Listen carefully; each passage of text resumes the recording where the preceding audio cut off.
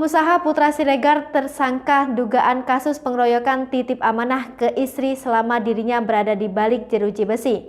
Putra Siregar meminta kepada sang istri, Septia Yetri Opani, untuk tetap berbagi. Diketahui pemilik PS Store itu diduga melakukan pengeroyokan bersama artis Rico Valentino.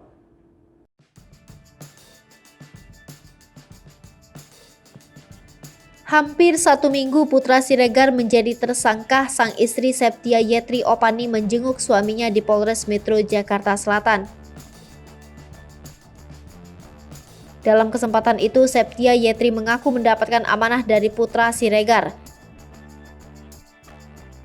Diketahui, Putra Siregar memang dikenal sebagai pengusaha sekaligus selebgram yang sering berbagi kepada followers-followersnya. Septia Yetri kemudian meneruskan niat baik sang suami untuk berbagi. Ia melakukan aksi sosialnya itu melalui akun Instagramnya @septiasiregar17, Jumat 15 April 2022. Unggahan Septia Yetri Opani itu langsung dibanjiri komentar dari rekan-rekannya.